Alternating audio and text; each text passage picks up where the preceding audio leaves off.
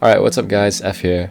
I just wanted to say real quick, thank you guys so much for all of the support that you've been showing me up until this point. I know I promised this tutorial at 500 subs, but I'm currently at 592. It's been taking me a really long time to do this, but thank you guys for just being so patient and also just so supportive, because, you know, without you guys, I wouldn't even probably be this motivated to be editing, and I probably wouldn't have become as good as an editor as I am right now without all of the love and support. So thank you guys so much. And I just want to say I read every single one of your comments, and I've seen you guys asking me for tutorials, and also just the nice comments, all the support. I think this is a really nice community that we've built. So I leave here a gift to you guys, this little tutorial as a little thank you gift for 500 subs. Alright, thank you guys. Hey, what's up guys, it's F. Today I will be showing you how to edit in the style of all my edits. I'm going to be showing this like start to finish. Everything that I do, including like velocity, pancrop, all your effects, your framers, your frame glitches, your glows, like pretty much everything. So yeah, let's just get right into it. So your DaVinci Resolve should look something like this. You're just gonna hit new project. I'm gonna call mine tutorial. Then you can create that. And then now this is your media pool, right? So this is just, if you've never used DaVinci Resolve before, like ever, this is where all of the clips that you put in, this is where they're all stored. So right now, oh, this is my metal. Right now, I'm just gonna find some clips real quick. I'll be right back. Okay, so I found some clips that I'm gonna use. This is the first one.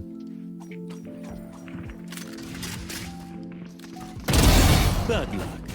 Spike down here. You died. Yeah, that's the first clip I'm gonna use. And then I might use this. Focus. Go, go, go.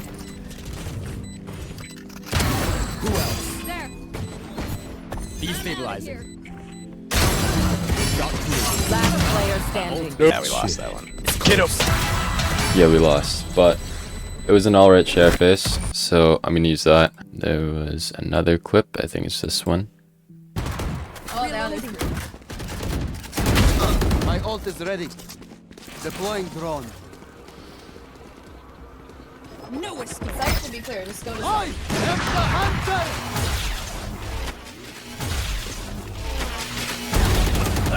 Oh my 74. Nice. Recon. Scanning No need ahead. to peek. One enemy remaining. Alright, Never mind. that's another clip. And then I think I might do an op clip too. I should use this one. Watch out backside. Joke's over. I'm gonna use this one actually. So this one was a little silly. I whiffed the first shot on this guy, I'm gonna wall that. Oh god, but they're I breaking recovered. it. And my day suck. And the second Don't kill's stop. alright.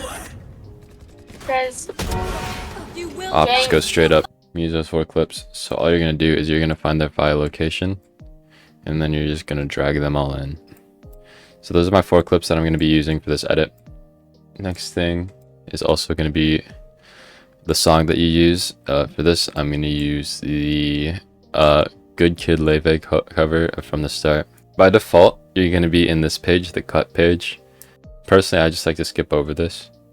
There's nothing in here to do that you can't just do in the edit page. I literally don't. I never use these. So I'm just gonna skip right to the edit page. And what you're gonna want to do in here is you can right click your media pool, go to timelines and create timeline. I'm just gonna call it tutorial edit. You can just leave it. It's the timeline one. It doesn't matter. I use project settings personally, but if you want to change your FPS to 60, all you have to do is uncheck this down here, go to format, and then timeline frame rate. Just change that to whatever you want, like 60. But I edit in 24, so I'm just gonna keep my project settings as is, and then I'm gonna create. So first thing you want to do choose what part of the song you want. So this is the whole song. Like this audio file is just the whole song. Typically, the part of the song I like to do is like the last chorus, because I feel like there's normally the most stuff happening in most songs. Like everything builds up to that last chorus. So I'm just gonna cut it like around here, and this is where my edit's gonna start. Basic keybinds. Right now you're on your main cursor. If you hit B on your keyboard, you notice how this changes from the cursor to this tool. If you click B, this is the cut tool. So if you cut anywhere on your clip, you're gonna make a little cut right there, and then you can click A on your keyboard to go back to your main cursor. So B A, and then you can just now left click this, backspace, and now you're just gonna click and drag this. Oh, you're gonna click and drag this all the way to the start. Cool. Now it's part of the song we're gonna be using, and now what you're gonna want to do is we're just gonna drag our first clip. I think I want this to be the first clip. This is the clip. So I use Metal, and Metal splits your audio tracks into like the everything track, the just game track, your like Discord comms, and then your own microphone, which is really cool because I guess I can like get like reactions from people or whatever if I just use Discord audio, or if I need like game audio for whatever reason. Right now I'm just gonna delete all the audio. So what you can do is, right now these are all linked. You can see by this little chain icon that are on all of these, and what you can do, you can just right click, unlink the clips, and then delete all of these together, because I personally don't use the audio from clips. I like to add my own. Now you're just going to want to sync your clip to the song, and you're just going to start doing that. And like the best way to do that is, again, just use the cut tool, the same one we use for the audio. You're just going to use it on your video where you want it, and then you're going to line everything up. So now we're going to sync it up. So this is probably the first beat, and then that's the second. So those are going to be the two Vandal pull-out beats. So let's grab me grabbing this Vandal, like the first frame of it. And then when you go to the edge of a clip, you're going to see your mouse like change to this thing automatically. You can just hold down left click and then drag back, and then it'll shorten your clip, but only when your cursor looks like this little shape, this little like left arrow shape. You're going to move this back to where you want it. So for me, I want it right here, like on this first beat, like around here, maybe like the second one. Yeah, okay, that seems synced up. So the second one, I want the gun to be shooting up. It's gonna look really choppy at first because we don't have velocity, so it's just gonna look like a lot of unorganized clips when you're done syncing, but that's okay for now. I want this motion of the gun like shooting up. And then the next beat, I just want to be kill. Let me just find the first kill. So normally when the kill starts is when you can see like the kill UI popping up like this banner, and then this kill message. So that's gonna be the first frame of this beat. So this will be the next kill. Cut that there and find the beat that's supposed to be on. So right now, I just put everything on these two kills on beat. It's gonna look repetitive. Like you're gonna see a few frames twice, but it's okay, because when we do velocity, this clip is gonna slow down a ton, and then there won't be any more repeating frames. Yeah, you see that? I like killed cloved twice, but that's okay. You're not gonna see that in the final. So as you can see, this is synced up, but this is obviously not how your edit's gonna look. Like that looks really choppy. So what you're gonna do is we're gonna go into the Fusion page of each and every one of these clips and just retime it so that it's like flowy, like the flow that I have in all of my videos.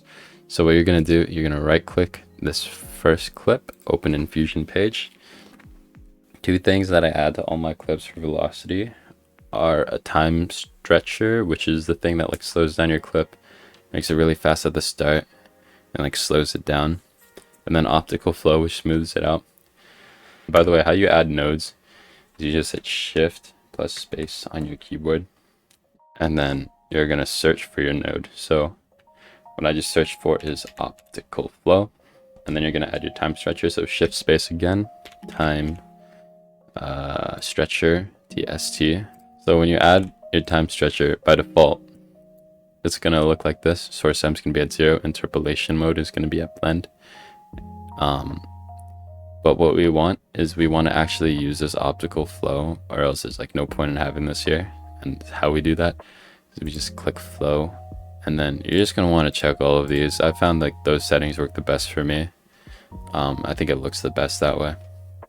And now a few things.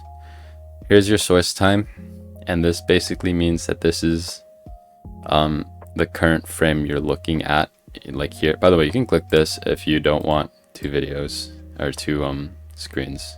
If you look right here, this frame or this clip starts at frame 190 and ends at frame 240. And if you look here, this is the frame that you're currently on. So if we bring it to the start, it's going to be 190, which makes sense because this clip starts at 190 and this red line is our playhead now, and that's the start. So what you're going to want to do is, since we synced up all of these clips to start on beat, the start of each clip, or your first source time keyframe. By the way, this red diamond means there's a keyframe.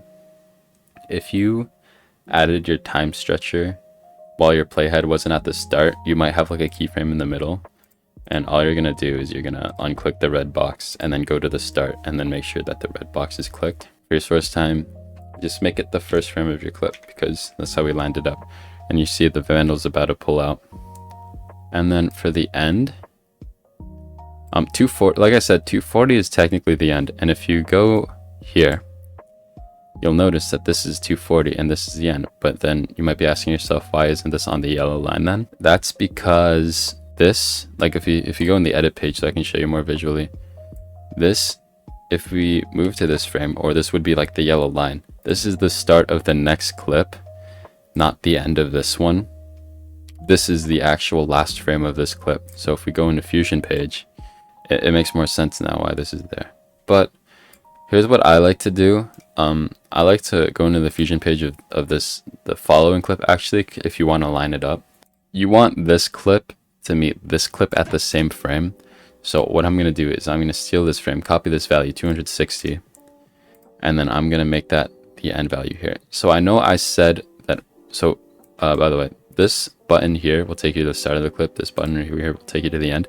I know I told you this is the end of the clip, but you are going to want to go to this one, because since the next frame starts on this clip and this is the start of the next clip, you want this to be your copied value. So what did I say, 260, right? So that's gonna be 260. And now you're gonna hit this button right here, spline, and this is your graph editor for Fusion, right? You're gonna click time stretcher because this is the thing that we just keyframed. You're gonna hit this is zoom to fit, and then you can either highlight your 2 points, or you can just hit Control A on your keyboard and then it highlights everything for you. So yeah, you're gonna highlight your 2 points, hit S on your keyboard, and this is gonna make your graph an S curve, which basically just means it's slow, fast, slow, but we don't necessarily want that. We want it to be kind of fast, slow, fast. And then when we watch this back, hopefully this looks okay. So you just click this to watch it back. And then this green line is showing you, if you're selected on the time stretcher, this green line is showing you what frames of the time stretcher have been rendered. It's going to sound really weird because you're just replaying the same audio like a ton of times. But actually, I like how this looks. Like you can ever so slightly see that like everything pull out. But now you're gonna notice when you watch this back, it's gonna be really laggy. My thing didn't even show up, bro. Oh my gosh. And the reason that is because it's really hard for DaVinci Resolve to render everything in this Fusion page while you're in the edit page in real time. So what you're gonna want to do is you're gonna go to playback right here, render cache, and I like to do smart. And what's gonna happen is there's gonna be this little red line that shows up above your clip with velocity, and to force it to render, you can either just like spam watch this back like a ton of times in your edit page, or you can just hit deliver and then watch it back like once, and then yeah. Okay, why is this bugging out, bro? sometimes, okay, this is really unfortunate. Sometimes DaVinci Resolve does this thing where they just like bug out your spline. Like you can see, this is not what that looks like in Fusion.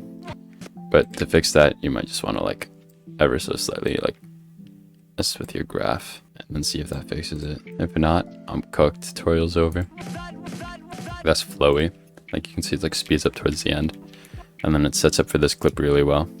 And then now we're just gonna do velocity for this clip too.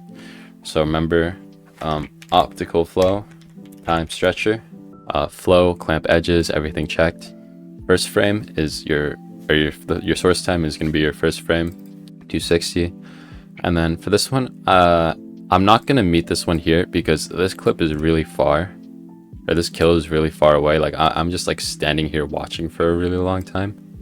So I think I'm gonna do the actual like last frame here. That looks pretty good. The gun's like tilted down, and if not, if you don't like that, you can always just, instead of typing in a value to your source time each time, you can just like hover over this with your mouse and then swipe left and right and find a frame that you think fits better. But I actually like kind of like the frame that we were on. This frame, not bad. So for a 3-point graph, it's exactly what it sounds like. Right now you have 1 point here and you have another point up here, which is at the start and the end. And then for the third point, you're just going to use this third point to kind of stabilize your graph towards the middle. You can do it towards the middle, or you can do it like really close to the end if you want. What I like to do is I like to do like maybe like 75-80% of the way through. I'll like add a keyframe here. And then remember what I said about swiping this left and right to see what source time you want. I'm going to swipe this until the gun is still like fully up, maybe like right before yours left hand comes in. 3-point graphs, again, highlight every point, click S, and then it'll look like this. And then you're going to start messing with it. So these first 2 points, you're just going to make it fast, slow. Like you're going to stretch this out here. You're going to make this part pretty fast. Maybe not like straight up, because you want to still be able to see the animation. And then you're going to make it end really fast as well. And you're going to watch this back. Yeah, look at that. Like you can see like the gun, like it's a very bouncy animation. Like you can just see the gun like shoot up like that. I like that. And now render it out, deliver page, just play it forward. So look at that. Look at that pull out. That pull out's already flowy. Now we're gonna do the kills. This looks so bad right now, but I swear when you add your pan crop and your everything else, it'll look a lot better. I'm gonna now do velocity for this next clip. I'll record it just in case anything comes up, but this is just another rifle clip, so it should be fine. Alright, so I finished the velocity part for the second clip, and then I started mapping out the sheriff clip, but I think it would be best if I showed you guys how to do velocity for sheriff clips, because it is quite a bit different from your normal rifle clips. But for now, I'll just show you what I've done.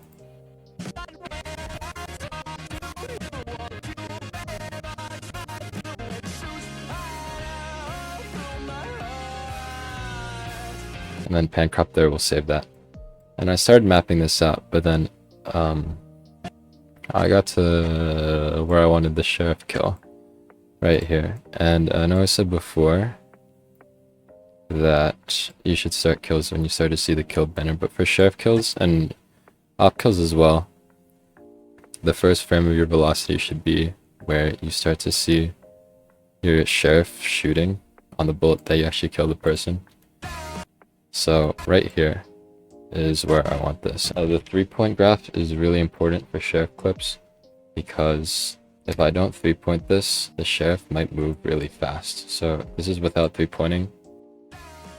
Yeah, look at that. Look at how fast that sheriff goes down. And that's what you don't want that. So I'm going to 3-point it, and my midpoint is going to be when the sheriff is only slightly moving downwards, maybe about here. Frame 436. 436, type that in, re-S curve. Graph it like something like this. Make this really fast. The end. Looks pretty good. I think I want the sheriff to be a little higher still. So I'm just gonna go back a few frames. Yeah, I like that. I like that. I'm gonna keep it like that. Alright, hey, how's it going? I'm back. It is indeed the next day, I'm not gonna lie. But I am back. I did finish the sheriff velocity and I did map out this op clip.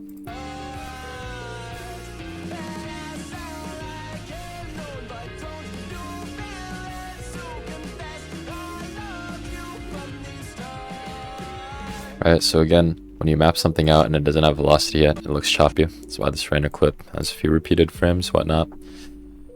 But I wanted to talk about this. I might not show the whole graphing process again because I think you've seen me do that at least a dozen times at this point. I just want to talk about it and like what parts I do for an op clip normally. So first thing I like to do is for the pullout, I do two parts. The first one is like when your character's hand like cocks the gun back like this and then pushes it forward again. That would be the second beat. Like pushing it forward would be the second beat. And then the third one, I just skip straight to the scope. Even though like this is like a different part of like I'm like peeking at a different angle. It'll all flow. Like you'll see when it's all done. But it'll all flow.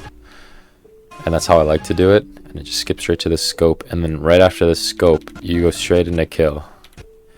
And this kill, the op doesn't even go all the way up fully because I Reyna dismiss like pretty much instantly. A lot of the times after your op or sheriff kills or whatever kills, you might have a clip where you like maybe pull out your knife instantly or you use an ability like a Reyna dismiss, whatever it may be. So I just want to show you that you can edit both like when the op doesn't go straight up and when the op does go straight up. This is really similar to sheriff velocity when the op goes straight up, because if you remember, our 3-point for the sheriff kills was just like our middle-ish point was just when the sheriff was like up at its like absolute peak, maybe a little bit after, but like basically at its peak. And this op clip is basically going to be the same way. So I'm gonna record me doing velocity. I won't go as in depth this time.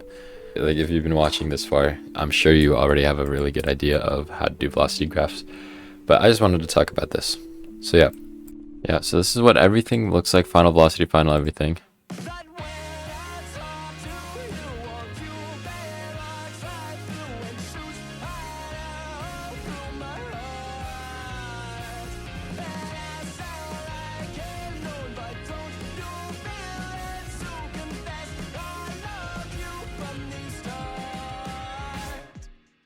Alright, yeah, that's all of my final velocity. Pretty simple. This is just like step one, and it looks bad right now, but what we're gonna do now is we're gonna add pancrop. Okay, so before we move on to pancrop and camera shake and glows and all that, I did want to mention one more thing, because I made this effect earlier, but my mic quality was really bad for some reason, so I'm just gonna remake this now with you guys. Like that gray run effect. Okay, so how I'm gonna do this is, first of all, I want to show you guys how I transitioned it from the clip before to the clip after. I don't do this all the time, but I'm doing it for this one because this run transition actually starts a good handful of frames before this frame.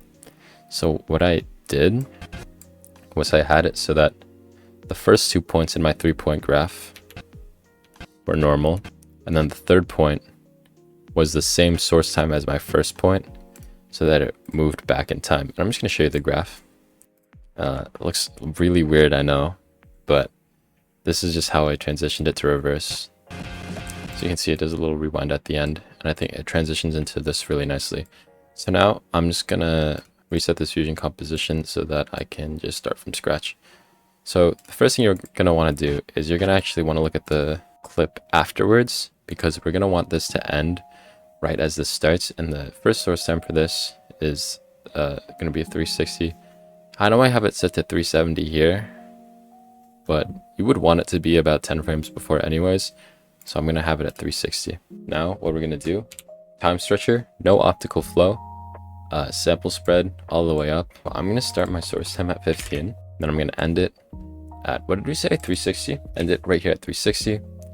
And then I'm gonna zoom to fit my window, highlight all my points, hit S. And I normally leave my graph exactly like this actually. If you look at that, it's a little bit ghosty, like you can see that. And that's kind of the gist of the effect we want. But now, like just that tenfold. So what I'm gonna do is I'm gonna highlight my first two nodes, my media in and my time stretcher. Control C, Control V, and now we have duplicated nodes. And what we're gonna do is create a merge node so that we can layer this on top of our main pipeline. So what I like to do is I like to make it so that we like layer the same thing on top of itself like a lot of times, but make it like somewhat transparent so that it looks like a ghost effect. So what I'm gonna do is I'm gonna change the blend here to be 0.25. And that's gonna make it like a little transparent, but right now you can't even tell because it's the exact frame on top of itself. So what I'm gonna do is I'm gonna bump up the size a little, just to like 1.1, and then now you can see that the same clip is on top of itself. Another thing I'm gonna do is I'm gonna offset this source time. I'm gonna push it back like 10 frames, make that 5. Go to the last keyframe by hopping between arrows. Also set this back like 10 keyframes. And then you already get a little bit more of that ghosty effect, but we did it 10 frames forward. So now we're gonna do it 10 frames backwards as well. Gonna copy this merge, do the same settings, blend, 0.25, size 1.1. And then your time stretcher, instead of going 10 frames less, you're gonna go 10 frames more. And then this just makes it look like your sample spread is a lot more intense. And look at that. Look at how much like of that ghosting effect we have. This is exactly what you want. And then last thing, I like to desaturate it, make it a little gray. So shift space, add a color corrector. Saturation is the thing we're going to be adjusting. Just turn it down all the way to your liking. For me, I just have it at 0, so it's completely grayed out. And if you want, this is totally up to you. It's completely optional. You can keyframe some of these values, like the blend for your merge nodes and the saturation for your color corrector, and you can do that if you want it to fade in. I think I'm not going to do that for this one, but just know that if you think your transition feels a little too sudden, like that's always an option. Oh, and one last thing I forgot for this transition. What you can add to make it look like you have like speed lines coming out is you could just add a zoom blur right here. Just shift space, zoom blur. Default settings are all right. I think I use default settings actually. Yeah, that's pretty much it. Okay, now I'm for real this time. I'm gonna move on to pancrop and shake. So now I think I'm gonna add my pancrop, and the easiest way to do it, at least in my opinion, is to use an adjustment clip. I have it favorited, but for you might have to go to the toolbox here, search for adjustment clip. If you click the star, that's how you favorite it. But it should just be in your toolbox. And if you don't have the toolbox here, you probably just want to click this effects tab, and this will show up. So yeah, you're gonna grab this here, and you're gonna trim it to be the length of your clip. So just like click and drag when your cursor turns to this icon, click and drag so it's the length of your first clip. And you could, in theory, do all your pan crop and all your camera shakes within your original clip, but I prefer doing it in an adjustment clip so that it can just be in a completely separate layer. Right click, go into the fusion page of this, and what you're going to do is in fact add a transform node. So if you look right here, this says transform. You can shift space and search for it, but I think clicking it right here is easier. Like I said, these are all your zoom ins and zoom outs. To start, I think it's nice when you just start with like your very first clip. I think it looks nice when you start really zoomed in, like 1.7 to 1.8 is like somewhere where you could start, and zoom out to 1. Doesn't need to be an exact value of 1. I like to do an exact value of 1 on like the last kill of a clip, because I think it gives like the clip like a sense of closure, but I don't like to do it for all of them. For this one, I might do like 1.06 or something, and then you can see like it's not fully zoomed in. And then you're gonna want to spline graph it. So the getting to your graph is the same process as the time stretcher. Remember, just click spline, check the box, and then hit zoom to fit, and then Control A, and then smooth out your points. You're pretty much always only gonna have, at least the way I do it, you're only gonna have 2 points for your pan crop, and all you have to do is just do a little fast slow like this. You still want to be able to see the zoom. Look at that, that looks a lot better already. Now I like to go into settings over here and add motion blur. The settings I use is quality at 4, shutter angle at 280. These are the settings that work best for me. And then you can see that I think I want to be able to see the zoom in a little more, so I'm going to adjust the graph accordingly. And it's all up to preference. I want this to roll out a little bit more. Yeah, like that. That looks really good. And by the way, you can compress all of these layers by just clicking and dragging over here, and then just flattening these out. That's what I like to do. Pan crop is typically your topmost layer, so I'm just going to drag it up to the 4th video track for now. And another thing I like to do is I like to color code my zoom ins and zoom outs, because I think it's just easier to keep track of later. For example, I have all my zoom outs in one color. So how you do that is in your inspector tab. By the way, if you don't have this open, you just click this inspector right here. Click inspector right there, and then hit file, and then yeah, clip color, you can change it to whatever you want. I'm gonna use purple, and I'm gonna call this out for zoom out. And then when you have a ton of them together, it's gonna look really nice. So obviously when you zoom out of a clip, the next thing you inherently want to do would be zoom in, right? So I'm gonna do that now. I'm just gonna copy this, adjust it to the length of my next clip. I like to make my zoom ins blue. I'm just gonna name it in for zoom in. Open Fusion page. And now if you remember, we ended this one at 1.06. So we can make the first keyframe for size here 1.06. And then at the end here, a value we could try doing is anywhere between 1.2 and 1.4. I'll use 1.33 for this. And then I'll pivot it so that we zoom into the gun itself. And you want to use pivot, not center, so that you don't have to worry as much about keyframes. And when you adjust the pivot, it's like the same sliding left and right that we did for the time stretcher. You're just going to use it on your pivot. And what you do is you just want this little circle with the X in it to be wherever you want to zoom into. And that'll be your not the center, but the point that you're going to be zooming into and rotating around. Another thing you can do, I know I said you want to zoom in from the value you had before, but if you want it to have more impact, you can make it start a little more zoomed out, and it gives it more impact. It's kind of hard to explain, but it gives it more impact because it's like a 1 frame sudden zoom out, and then it starts zooming back in. You'll see, it'll make sense. But since we just copied this adjustment clip from the other one, your motion blur settings are saved and everything, so all you have to do is adjust your keyframes. And this looks pretty good. That's not bad.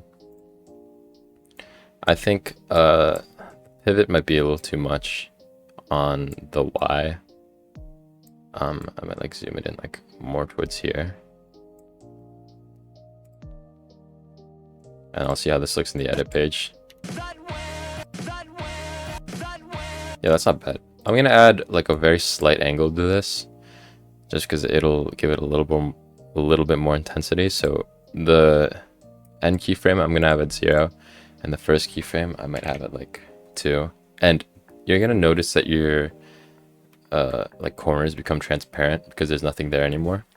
What you can do is just change the edges from canvas to, you can either do wrap or mirror. I like to do mirror.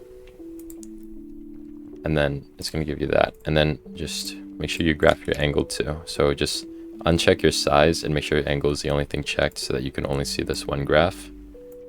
And then start messing with your graph until it looks something that you like. That's not bad. I think I wanted to zoom in a little more, just so it's a little more intense. Or 2 or something, I don't know. These numbers are just like coming from nowhere. It's just whatever looks good to you. And we can watch this back in the edit page.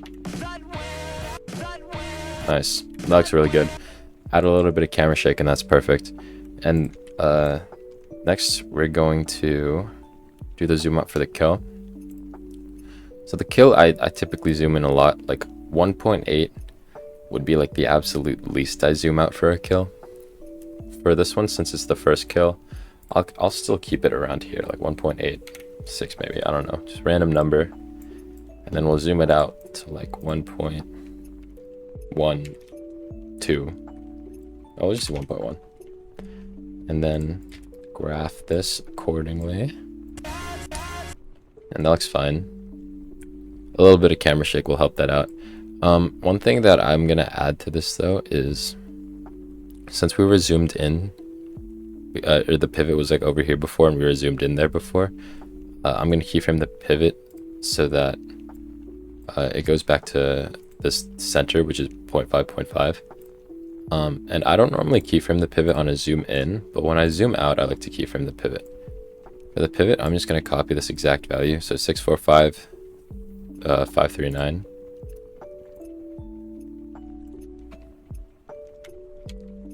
Six, 4, 5, 539.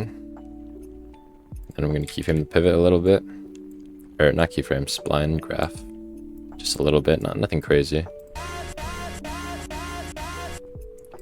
And then the angle too, we did 2 degrees for the last one, so I think it's cool when you kind of do like a angle in the other direction. And just keyframe this again, make the end 0, and make sure your edges are on mirrored. And then you're going to want to graph this. It's something simple.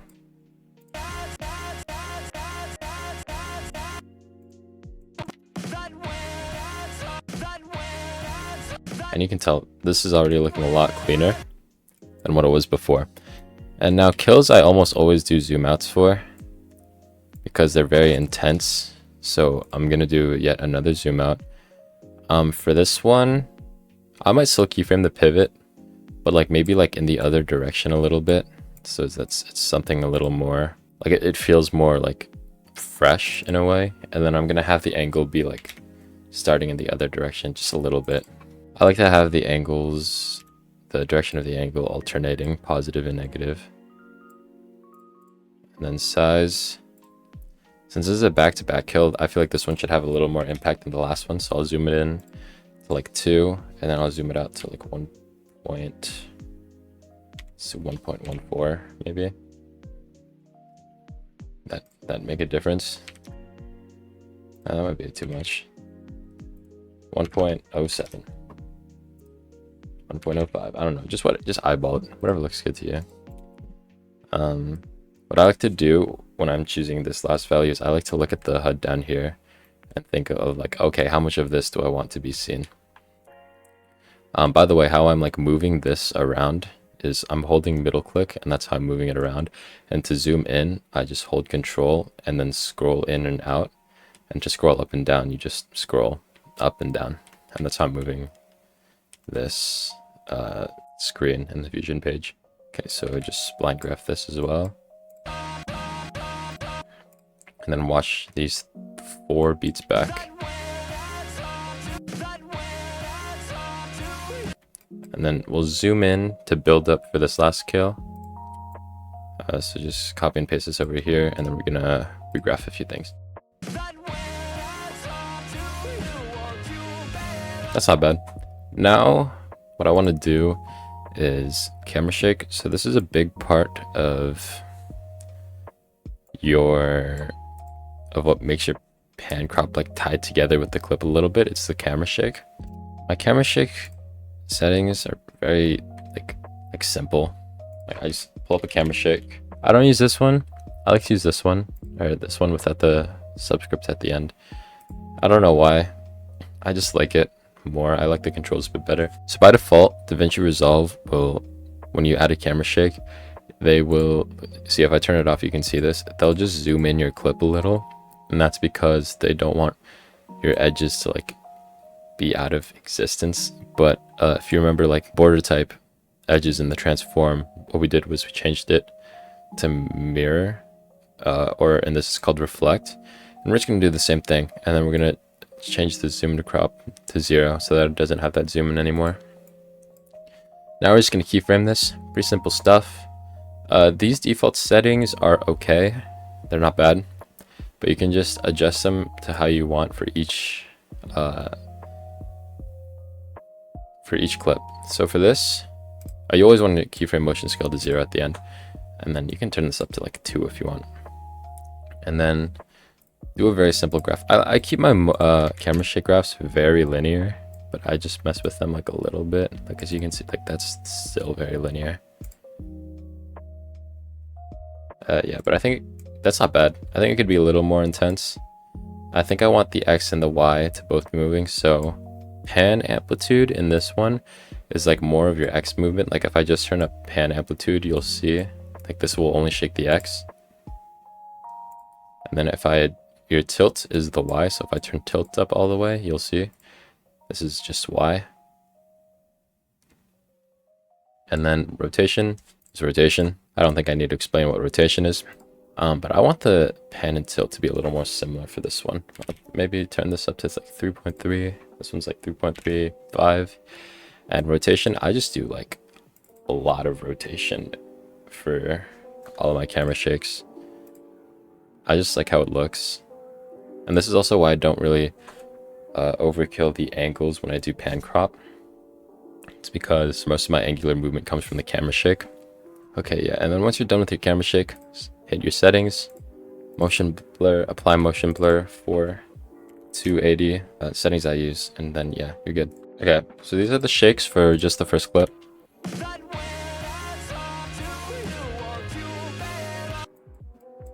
Looks pretty good. One last thing before we move on to the next one is glows, and I think this is just one last thing that ties everything together really well. So I actually don't make these the length of each and every clip.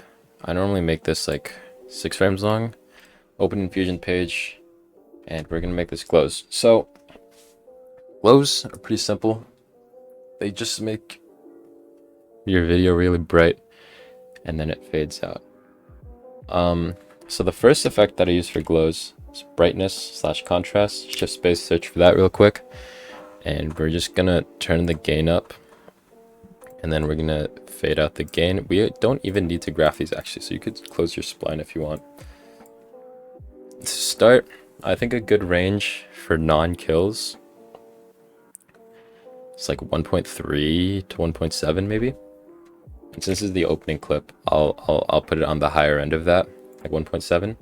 And then this next effect that I'm gonna use is an effect that's only available if you have this little script called Reactor. Reactor is really cool because it has a ton of effects, and I'm going to be going into a lot of the Reactor effects later when I go into framers and frame glitches, because I use Reactor effects a lot there. But the one Reactor effect that we're going to use right now is called defocus gamma, and this isn't in just regular DaVinci Resolve. You would have to install Reactor if you want this effect, but installing Reactor is really simple. Like it'll take you less than like 3 to 5 minutes to install it. You can find so many effects on there. How to open Reactor after you've installed it is by going to workspace up here, down here to scripts, and then Reactor. Mine shows up here because I have it installed already. Then you're going to click open Reactor, and then you're going to see the list of all of these. So I don't know what a lot of these do, but the ones that I use and the ones that I'm going to be using, defocus gamma, this is the one that I have here right now. I use that for all of my glows, so highly recommend that you install that. ML fast chroma, I also use that. ML Twitch, which tools I use a lot. And Xglow. Xglow is pretty useful. But anyways, I'm gonna move on to glows now. What you want to do is you want to change your lens type to this one, the shaded out one. You're gonna make your image gamma like the absolute max because you want it to be bright. Remember, that's what a glow is, like a flash. Lens sides, you can keep it at 5, but I like to do 6 because it's more symmetrical. So you're gonna be keyframing your defocus size. The range that I would use for defocus size for non-kills, it's like anywhere between 3 to 6 maybe. Once again, I'm gonna put it like towards the higher end of that. This is the first, this is like the first opening clip of the edit. So you want it to be pretty impactful. Then keyframe it at the end at 0. No need for spline at all. And then it's just a quick flash. And then you're just gonna, you can color code this. You're gonna make it like yellow. And then you can just copy and paste this to all of your other ones and then adjust the numbers accordingly. And then kills, just like for any kill effect, you are going to have your effects be like the most intense as they can be. I know this looks really bright, but this is just gonna be for one frame. For kills, I think the range to do is anywhere between 5 to 8 for your defocus gamma and for your brightness contrast. 1.7 to 2.2 would be where I would keyframe the gain. Okay, I'm done. And this is this first clip with glows, camera shake, and pan crop. Nothing else. And you'll be able to tell already that this is almost a finished product.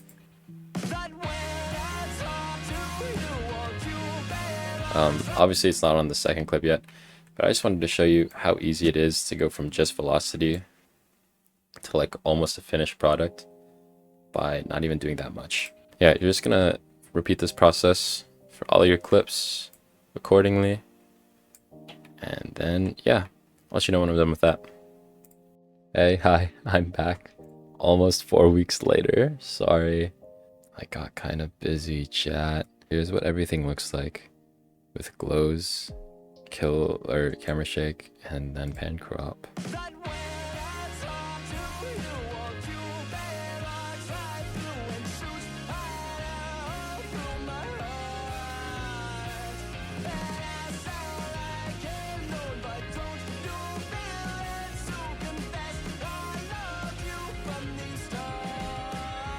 Okay, obviously extremely laggy. Sorry about that. But this is what this looks like all finished. Frame glitches, framers, and stuff like that is what I'm going to show you guys next. And so, first of all, I like to have my framers under my pan crop. I like my pan crop to be the top layer. So just drag your pan crop a few layers. Make sure you're not moving it left or right. Then we'll compress it so it looks all pretty. Framers and frame glitches. In the name, frame, you can probably infer that means it's going to be 1 frame long. So that's what I'm going to drag and adjust on clip. Remember, I have it favorited. You probably don't, unless you did from earlier. And then I'm going to make it 1 frame. Call it framer. And then change the color. And so framers are really cool. This is like a go-to transition I do. I'm going to find it somewhere where I want to use this actually. Okay, right here, when I'm switching from one clip to the next, I'm going to use a framer here so I can transition it. And framers are these like, I mean, you'll see it. I use these basically every single time I transition from clip to clip. Hit this transform right here. You can close the second window if you want, if you just click this button. Add your transform. Edges, make sure they wrap.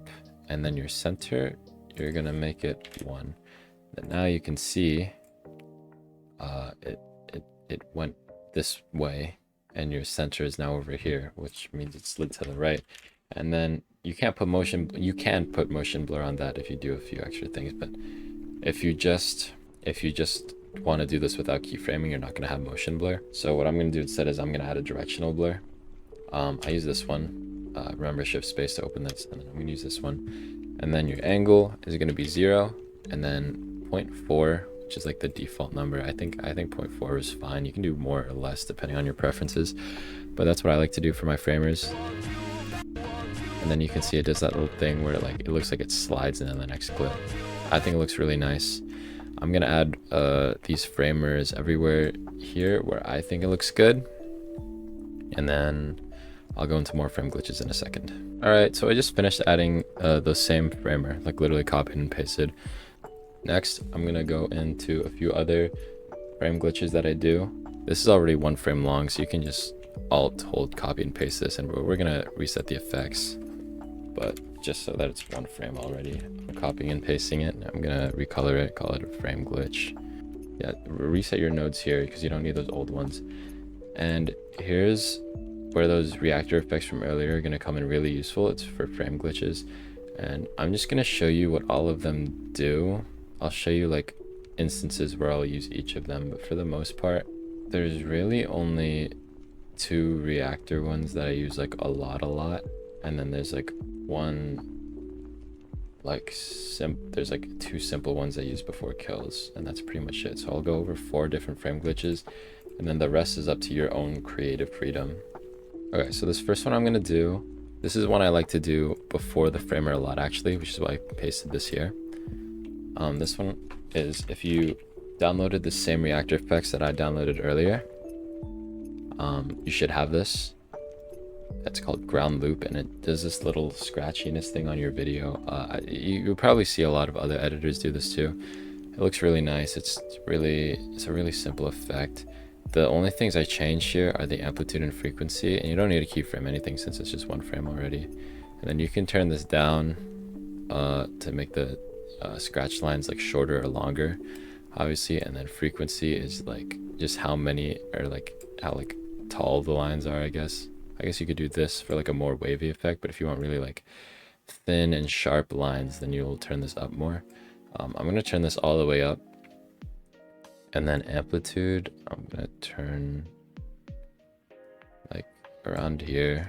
I think that looks pretty good. Another one I like to do is erode/dilate, also from Fusion, if you downloaded the same things that I did. In this one, you're going to uncheck lock X and Y, and what this does is well, you'll see it like stretches out the just the brighter colors, I guess, and it stretches them out. It's nice to pair with like a glow or a defocus, but a lot of the times I just use it on its own. Obviously, the lower the number, the more subtle it'll be. Because by the way, you can type in this box and then you can get a bigger number, like 0.03. This is like the absolute max that I would ever do, and the only reason I would do this is like if I really want impact on something. But for this, I think I'm just gonna do like a 0.008. That looks pretty good. It only shows up for 1 frame, so it's nice and subtle. I like to have 1 frame in between my frame glitches. That's just like clear, no frame glitches or anything, just so that like it's a little more refreshing before you transition it. I'm just gonna be copying and pasting my own frame glitches, but you should always like adjust through the numbers and like adjust the settings of all of your effects until you find what works for you and what works for each one of your clips. All right, up next, I'm gonna go over frame glitches I use before kills. So right here, this is my first kill. I made my kills easier to find by changing the color of the shake. Like you can see, these darker ones are kill shakes. That's how I'm differentiating it. And this next effect that I'm gonna use, I use before pretty much every kill, if not every kill, almost every kill. And it's the little dent that you probably see me do sometimes. For this one, you're gonna want it to be 1 frame again. Open Fusion page, delete all your other nodes. And this one is just called dent.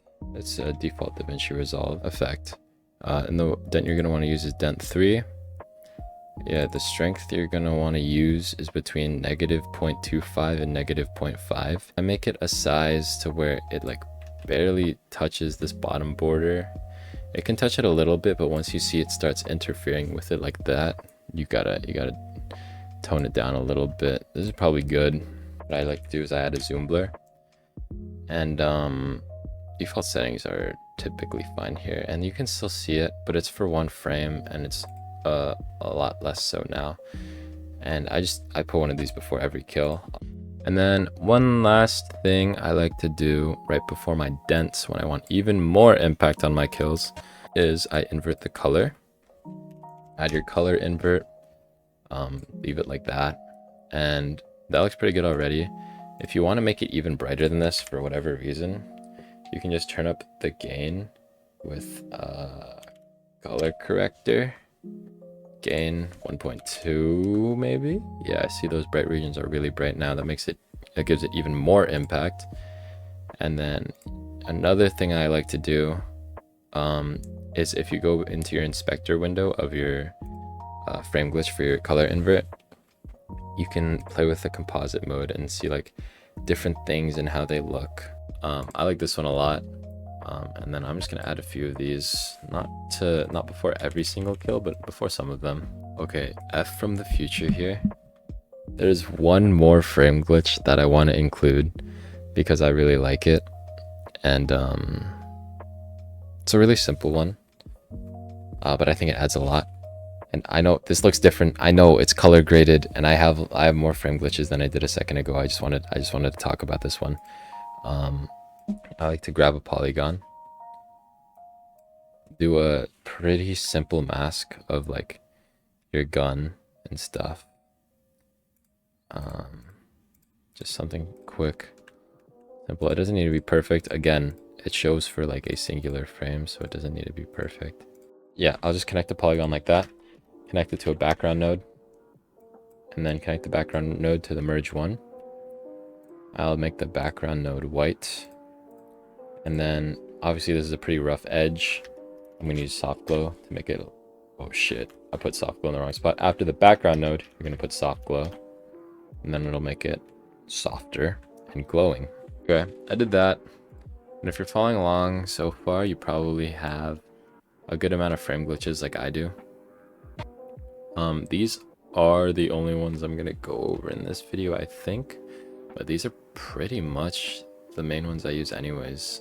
Everything else, I will say, like, word of advice, just like experiment with effects until you get cool frame glitches. And you know, if you make a frame glitch and you put it in your edit and then you post your edit, you look at your edit like 2 months later, and then you're like, oh shit, I didn't like that frame glitch. Well, who gives a fuck, because it was literally one frame. It's not that big of a deal. So just experiment, have fun with it, and then you might get something that you really like. Well, I'm going to color grade it now, and it's very important that your color grades are under your glow. So I'm just going to put my color grade, the layer directly above all of my clips. That's how I like to do it. What you're going to do is you're going to go into the color page. You're going to want to make sure that this is selected, your color grade adjustment layer, if it's not already. My color grades are really simple. Find a frame that you like. So for shadows and highlights, there's two ways you can do this. So what I like to do for all my color grades is basically make the darkers, like the dark colors, the shadows, even darker, and the highlights, the bright colors, I make them even brighter. It creates like more visual contrast. I just like how that looks a lot. So there's two ways you can do that. You can either use this graph, or here, I'll show you the quickest way to do it is just by sliding your shadows all the way down and sliding your highlights all the way up. Now that's like exactly what I described. Shadows are down, highlights are up. You can play around with these numbers until you find something that looks right to you. Or you can use this graph. It's a little more precise. You can really like pinpoint which exact regions get affected. Like if I pull it more this way, the right, more regions are getting affected. If I pull it to the left, less regions are getting affected. So if I pull it up, they're not as dark. If I pull it down, it's darker, right? So it's pretty self-explanatory, and the opposite will happen for the top. And then that's most of what my color grading is. I also like to do a slight color boost, turn it up to 10, slight saturation boost, turn it up to 55, and then that just makes it more visually appealing, at least to me. It does. And then once you do that, you might realize like, oh, my highlights are too bright. Maybe I'll bring them down a little bit. Looks pretty good. This is a little more saturated than I would normally do, but this is just to show you what the color graded looks like at not the extreme, just a little more than what I would normally do. Oh, and one last thing for the color grade. There are just some simple things that I like to add. You should always experiment with your color grade, see what looks best for your clips and what looks best for you. But this is kind of like just some simple things I like to do. I like to add this thing called fast chroma. Okay, at the extreme, this is what it looks like. You're stretching out whatever colors you select here. So for me right now, I have red and blue selected, so it's stretching out those red and blue values. But I like to keep that really subtle, like around here. Maybe you could do even less than that. I'm just doing that so I can show you. And then before that, I also like to do a glow, like the basic, oh, not that one, sorry. I like to do a glow, the basic default DaVinci glow without the subscript. And then shine threshold is which regions of your thing is glowing. I like to keep this default or maybe a little higher than default. And then your gain is how bright those regions are going to be. I just keep this default. Like I like my glow to be really subtle. Vignette is the last thing. I turn up the size all the way so it's nice and subtle, but it's just this little soft black border around the edges. I think it's nice, a little more cinematic look. Yeah, that's how I get color grades that look a little more cinematic, in my opinion at least. Okay, I just did my pre-render and then I noticed one huge mistake I made. Your reactor effects, sometimes they bug out, and what happens underneath your frame glitches and your reactor effects doesn't change when you like update the things under. For example, we just did this whole color grade and this frame didn't change. There's no color grade applied to this since it's under.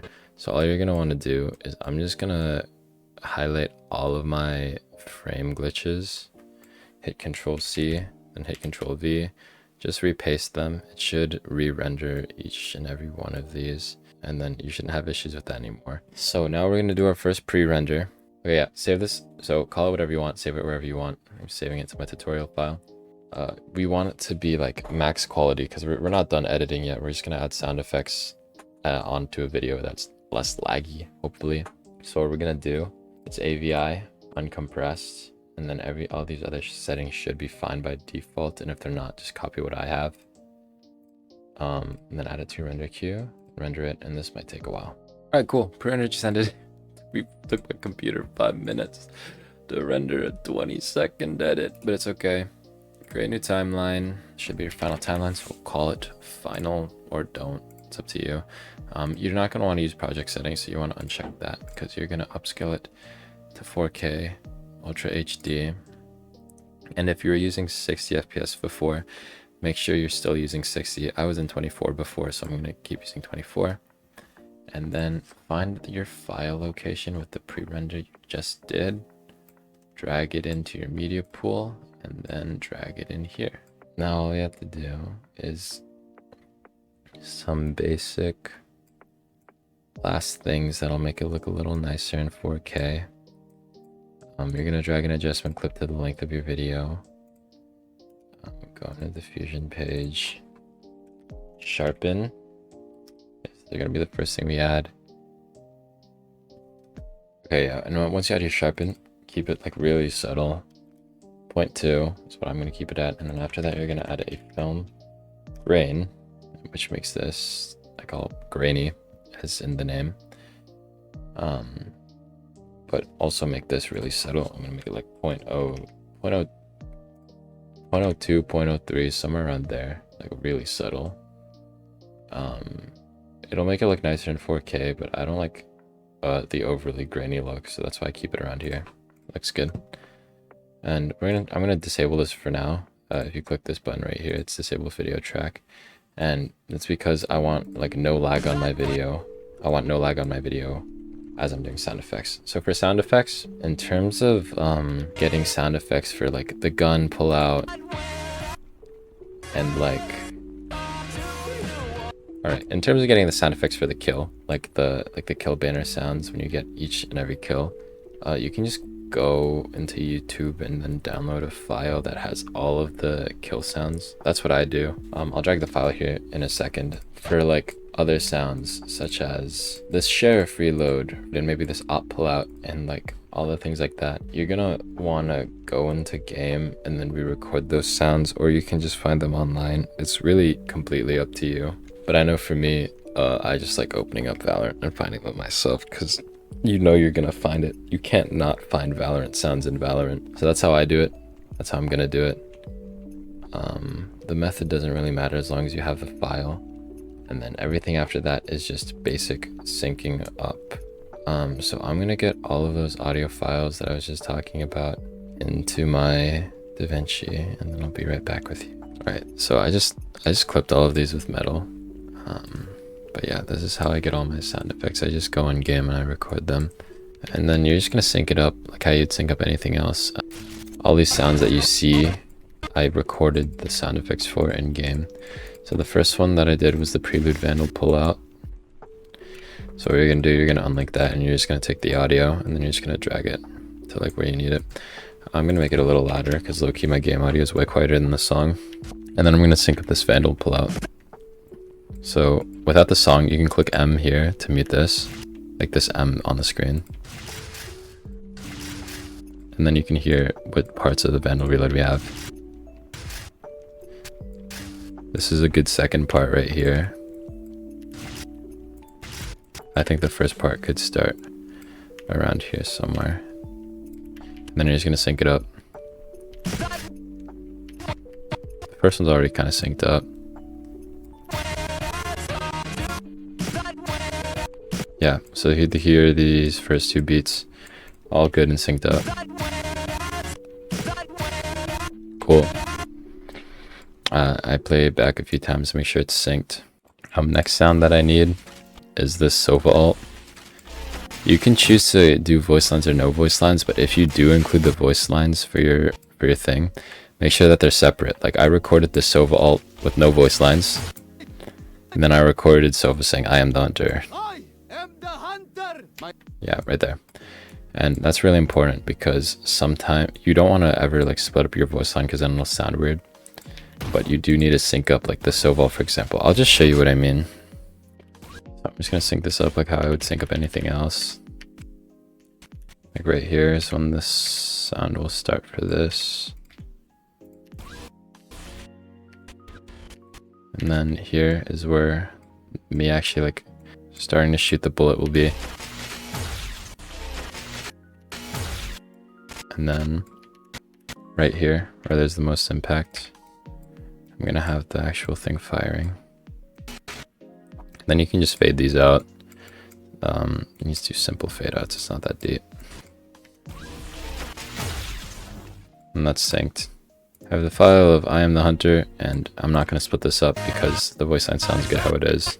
And then I'm just gonna start it where I start this roughly.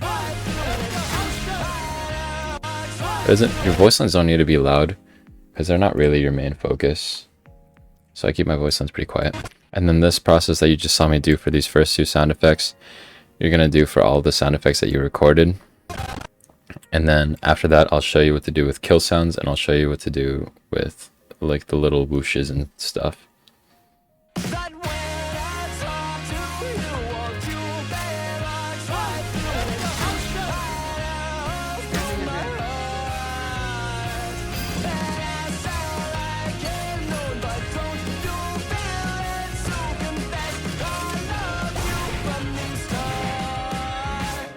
As you can tell, we're missing the kill sounds, which I'm gonna add in a second, and then also some basic like whooshes and stuff help add a lot of impact, but those are obviously optional. And then another thing that you can do, you can add reverb. If you go to your effects tab down here in the bottom left, go to audio effects, and then look for reverb right here. You can add it and then mess with the settings. I'm not gonna go into that because I'm not going to do it for this edit, and I don't really use it a lot, but I know a lot of people do like to use that, so it's there if you need it. I do know though the default settings are very intense, so don't keep it as default settings. But now I'm going to add my kill sounds. Okay, so for whooshes, I can make a Google Drive pack with all of my whooshes and stuff, but There's a lot of really good free online resources that you can just use. Like the website Free Sound, just like exactly what it sounds like. You can get free sound effects that are actually pretty decent. That's what I use, and that's probably what I'd be putting in the folder anyways. So just go there if you want to find your own, but if you don't want to find your own, I'll put some that I know, some whooshes that I know are good because I use them. So once you have your files, drag them in. Have all my whooshes in. I'm just gonna go ahead and show you what adding some basic whooshes sounds like. So you're gonna go in, you're just gonna add it to your timeline. Get all the other sound effects. And I'm gonna put this first one when I like click here, because this doesn't really have any other sound effects. And this whoosh will help fill up some of that empty space. And you can reuse the same whoosh a few times, like I'm not gonna lie, no one will notice. Yeah, I'm gonna make this one a little quieter. I mean, yeah, there's not much to it, really. Sound effects is a lot easier than people make it out to be. It's just whatever sounds good to you, as long as you have the files for it. But yeah, I'm just gonna keep adding these, and then I'll let you know when I'm done. Alright, so I'm done with all my sound effects now. No kill sounds yet, but I'm about to add that. One thing I forgot to mention, if you want to make your audio a higher or lower pitch, just change the semitones. Left is a deeper pitch, and then right is a higher pitch. I wouldn't go overkill with it, but I didn't adjust the semitones for any of these, but that's just how you do it if you want to. I'm gonna add the kill sounds. I have a file that has all of these kill sounds right here. I also have the timestamps on my second monitor, so I know where to find each gun sound. It's like here, about. Yeah, so all I'm doing right now is cutting just the part with the kill sounds that I need, and then I'm dragging it up so I can save it for later. I like to do this in the topmost layer normally because I do it first. I am working out of order right now, sorry, but sucks to suck. Okay, now that I have the kill sounds added, this is pretty much your final. Yeah, obviously I would have to enable the sharpen again, but here's what my little sound effect tree looks like. All right, let's just play it so you can see the sound effects. And yeah, that's basically it. I'm just gonna do a final render after this.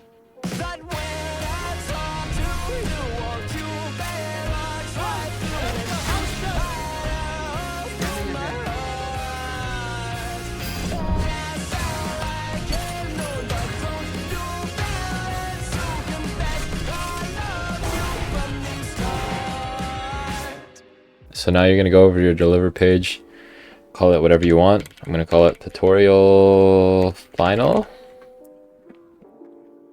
And then what you're gonna wanna do, change this to MP4, change the codec to H.265 if it's an option. I know that some people's PCs don't have this option. I think it depends on CPU or GPU, I forget, it depends on one of those. Encoder, auto, native, it doesn't really matter. Network optimization on. Resolution, since your timeline's in 4K, you want it to be 4K. If your frame rate's 24, you want to keep it as 24. Quality, restrict to, if you have 60 FPS, you're going to want to do a way higher bitrate. But for 24 FPS, this is fine. And basically, like a good rule of thumb is to just take your timeline frame rate and multiply it by like 3000. So like 24 times 3000 would be 72,000. So like that 72,000 would work. And if you want a smaller file size, like having 80,000, having more bitrate will mean you have a higher quality video, but there's no point in having a higher bitrate if you don't need it. Because it'll just make your file unnecessarily bigger. And then make sure all this is on. Make sure if you did what I did and you disabled your grain and sharpen, make sure you turn it back on. That's really important. I almost just forgot to do that. Okay, now you're gonna add it to your render queue, and then you're gonna render it.